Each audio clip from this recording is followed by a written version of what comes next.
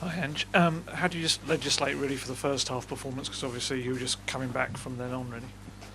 Yeah, look, it wasn't great first half. I guess the majority of that's down to me. Obviously, you know, change the team, change the structure. We obviously had a couple of setbacks in terms of player availability, and we struggled to sort of get control of the game, and allowed sort of Everton to capitalise on that, and we obviously at half time had a mountain to climb. Fair play to the players again. They keep going to the end, and but ultimately just fell short. Can I ask what the thinking was behind the change in structure and shape? I had 11 fit players, so it was a matter of trying to find a way to fit the ones we have fit into a structure, and I said, players tried hard enough, but it didn't work. How difficult is it for you? I mean, you seem to just been kind of taking the punches all over the place, with losing Dom ahead of the game and Biss and Brennan, players like that. Yeah, it's a pretty extreme situation. We've lost 3 players, significant players, since the last game, and we've already got sort of 7 or 8 out. So, and obviously we lost Dom really late, just out of training, something innocuous. So it's just the run we're on at the moment, the situation we're in. At some point that will change. We'll get some players back, but right now it's just the situation we've dealt with, and the responsibility lies squarely with me to try and get us out of it. Do you have any update on Dom, Ange? Is it a serious one, do you think?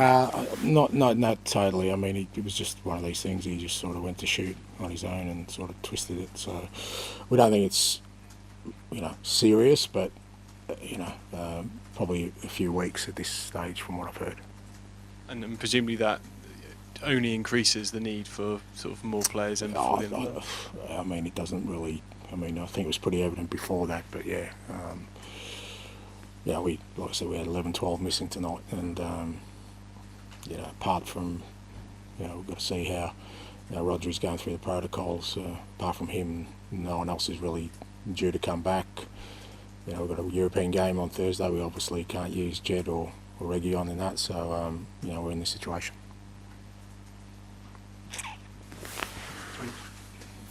Oh, sorry, Jack. Sorry, Johnson, is that calf, and how long is that? Yeah, it's probably 3-4 weeks. He did it in the second half against Arsenal the other night. We're looking at 3-4 weeks. And Biss? Biss was a knock. We're hoping that he should be right by next weekend. I was going to ask, is there any sign of any kind of imminent activity? Look, as I said during the week, I mean, it's, I'm sure, like everybody, that the club's well aware of our situation, and they're doing their utmost. As far as I know at the moment, there's nothing imminent, but we're getting sort of, I assume between now and we're getting to the end of the window that hopefully something comes up. Does it become a bit tied in with your future though? Because obviously you're battling with the team, but yet you've not got the tools to do it. Yeah, look, I separate myself from that. Whatever, like, it's not. This is not about me, but what is about me right now is I have the responsibility of the group of players I do have to try and get us through this, and that's what I've got to focus on. For me to focus on anything else is abstaining myself from the responsibility I have. I'm just determined to get us out of this. The club's doing its best to help. More it's about helping the players more than helping me, because they're the ones. We're asking some massive jobs of 18-year-olds. We had 17-year-old out there trying to win games of football for us, and others who are just playing week on week. It's more about getting the players help rather than me help. Alan, please. To the back. Ange, good evening. I just wonder, with the injuries piling up, with the results going against you, the fans are clearly not happy. You must be tearing your hair out. I just wonder what your frustration levels are like, because everything seems to be going against you at the moment. Yeah, I know, but it's just, I've never been, I've never played a victim. At the end of the day, I still believe that the responsibility lies with me to get this right and that's where I sit with things. You know, whatever the circumstances are, and it's fair to say it's a challenging situation for sure. Yeah, a lot of it's, you know, kind of out of your control as a manager when you're kind of losing players in the manner we are at the moment. But I've still got to steer us through, and if I start sort of, you know, worrying about myself or, you know, the cards I've been dealt with, then again I kind of, it's a dereliction of my duties and my responsibilities. It's not how I see it.